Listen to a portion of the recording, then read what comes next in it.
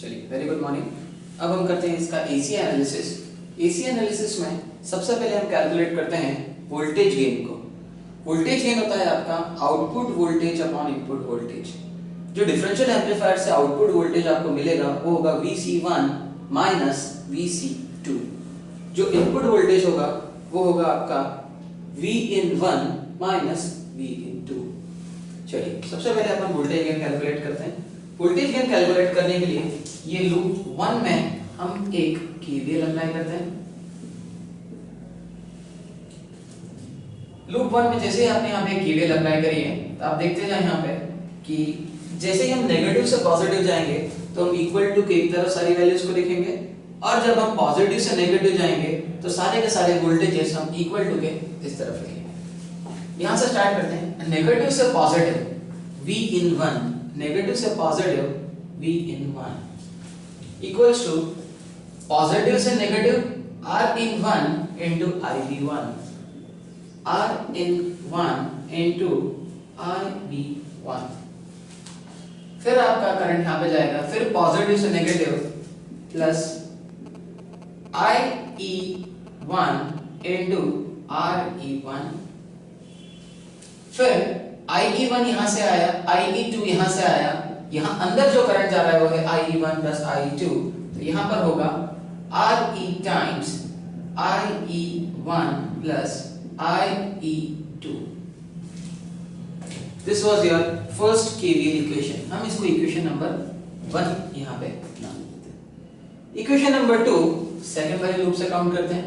Negative से positive V into, तो negative से positive V into equals to again positive से negative IB2 into R into IB2, फिर positive से negative IE2 into RE2 into RE2, फिर ये current यहाँ पे जाएगा, यहाँ से IE1 आ रहा है, यहाँ से IE2 आ रहा है, इसके अंदर जो करंट जाएगा वो होगा IE1 प्लस IE2। हम इसको यहाँ पे लिख सकते हैं IE1 प्लस IE2 ब्रैकेट के बाहर आ जाएगा RE। This is your equation number 6, equation 1 and equation 2। चलिए, अब हम इन सभी को, यहाँ पर IE है और यहाँ पर IE1 और IE2 है, यहाँ पर IB है, इन दोनों IBs को हम रिप्लेस करते हैं। As we know that emitter current जो होता है आपका वो आपका कलेक्टर करंट के बराबर होता है, और हमको ये भी पता है कि जो कलेक्टर करंट है वो होता है बीटा इंटू IB।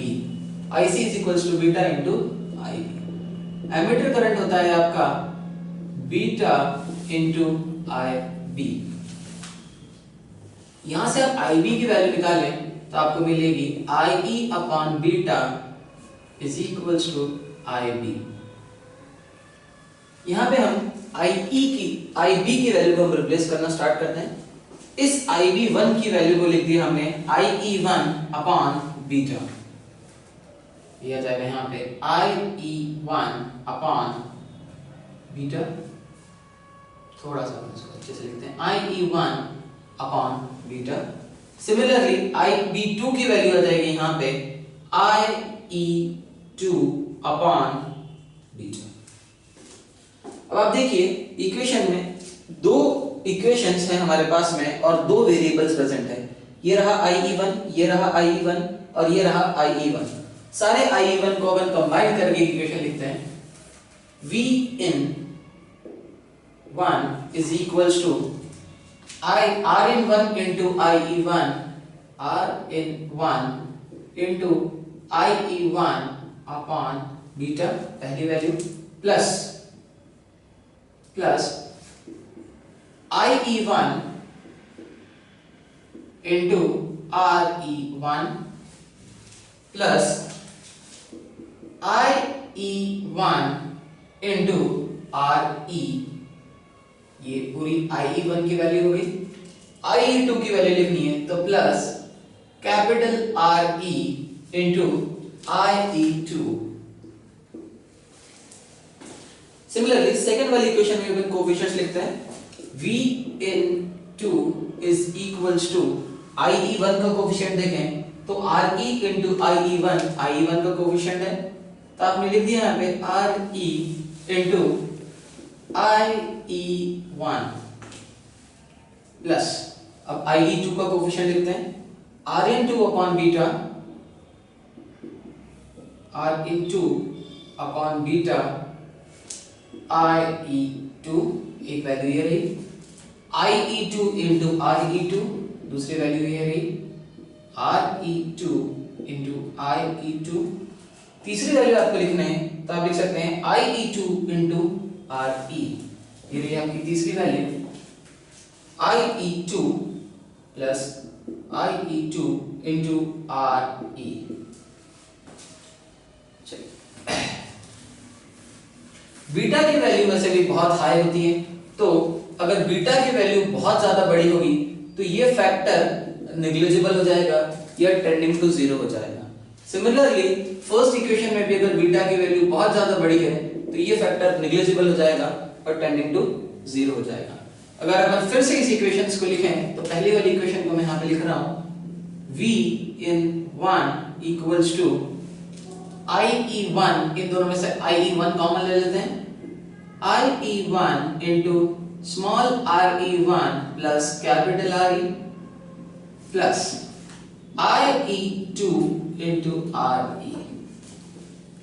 सेकेंड वाली इक्वेशन में ये फैक्टर नेग्लिजिबल हो जाएगा टेंडिंग टू जीरो, आपको मिलेगी equation V in 2 is equals to आपका ये रहा आपका फैक्टर IE1, तो होगा आपका, आपकी वैल्यू होगी यहाँ पे IE1 into RE प्लस, इन दोनों में से IE2 कॉमन आ जाएगा, IE2 into small re2 plus capital RE।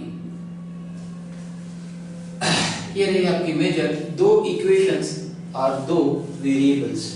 इन दो इक्वेशंस और दो वेरिएबल्स को सॉल्व करने के लिए हम सबसे पहले यूज करेंगे क्रैमर्स रूल का।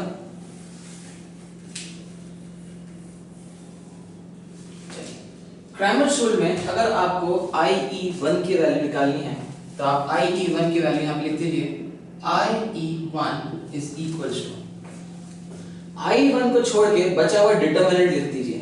For example V in 1 V in 2 numerator में आएगा V in 1 और V in 2, इसका कोफिशिएंट लिखेंगे तो आ जाएगा capital RE divided by RE2 plus small re, capital RE divided by small re2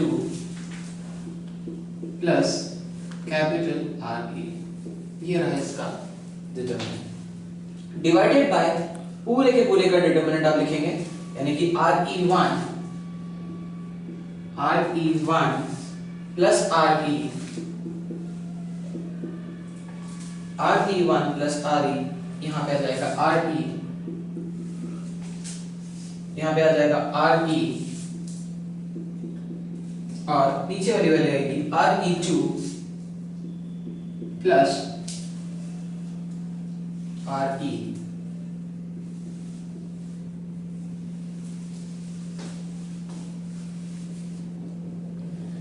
चलिए हम इसको और आगे बढ़ते हैं, ये रही आपकी IE1 की वैल्यू। सिमिलरली आप IE2 की वैल्यू निकाल सकते हैं यहाँ से। IE2 की वैल्यू को सॉल्व करने के लिए आप IE2 के ऊपर यहाँ पे रखें इस तरीके से और इस डिटरमिनेंट को सॉल्व करें। याद रखिए सबसे पहले इसका कोफिशिएंट आएगा, यानी कि वैल्यू आएगी RE1 plus capital RE upon RE, next value आएगी आपकी V in 1 और उसके नीचे आएगी आपकी value V in 2 divided by whole का डिटरमिनेंट। अगर आप पूरे डिटरमिनेंट को आपने सॉल्व करेंगे तो वापस आपको वही वैल्यू मिलेगी, RE1 plus RE divided by capital RE, यहाँ पे भी आ जाएगा capital RE divided by RE2 plus RE। RE1 is approximately equals to RE2। तो डिनोमिनेटर में आप यहाँ पर वैल्यू इंटरचेंज कर सकते हैं। RE1 is approximately equals to RE2। अगर और यहाँ पे बाकी बात करें तो आपको बेसिकली ओवरऑल आउटपुट वोल्टेज चाहिए। ओवरऑल आउटपुट वोल्टेज हो जाएगा आपका VO equals to VC1 minus VC2। अगर आप VO की बात करें, VC1 की बात करें तो हो जाएगा IC into RC1 minus IC1 into RC1 RC minus IC2 into RC। VO is equals to RC common अंदर आएगा यहाँ पे IC1 minus IC2। IC1 is approximately equals to IE1। तो VO is equals to RC into IE1 minus IE2। ये values IE1 और IE2 की values आप यहाँ पे रख सकते हैं। आपका जो वोल्टेज गेन है, आप अगर वोल्टेज गेन कैलकुलेट करेंगे तो आपको जो वोल्टेज गेन मिलेगा वो होगा आपका VO अपॉन VID। VO की वैल्यू तो आप यहाँ से कैलकुलेट कर सकते हैं बड़ी आसानी से। RC into IE1 minus IE2 whole divided by differential input resistance हो जाएगा आपका V in1 minus V in2। This is your voltage. Thank you.